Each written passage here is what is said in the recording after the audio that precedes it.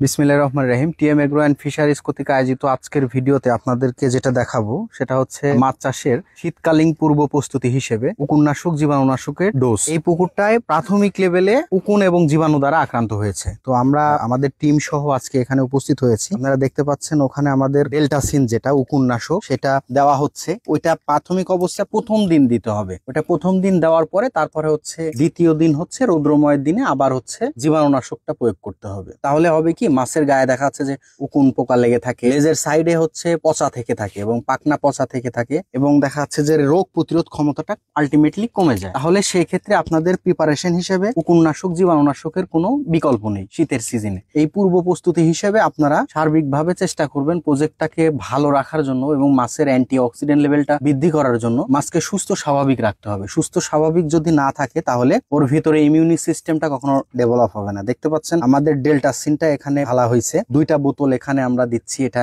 এই বড় একটা প্রজেক্টে আমরা প্রয়োগ করব।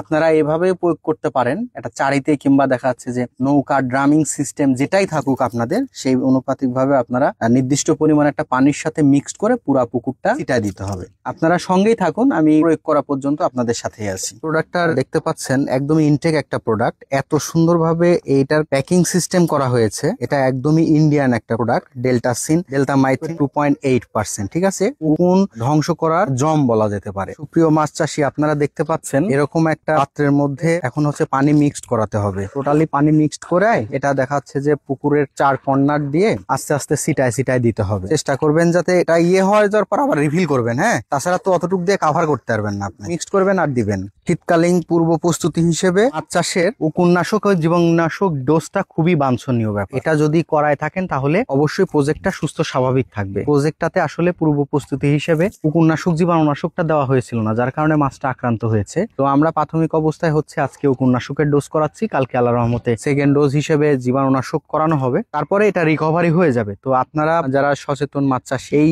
শীতের পূর্ব প্রস্তুতি হিসেবে উকুননাশক এবং জীবাণুনাশকের ডোজটা অবশ্যই আপনার পুকুরে করায় রাখেন। তাতে আপনার মাছটা সুস্থ স্বাভাবিক এবং প্রাণবন্ত থাকবে এবং শীতের সময়ও মাছের গ্রোথিং সিস্টেমটা ঠিক থাকবে। ধন্যবাদ সবাইকে। টিএম এগ্রো অ্যান্ড ফিশারিজের সাথে থাকুন। আসসালামু আলাইকুম রহমতুল্লাহ।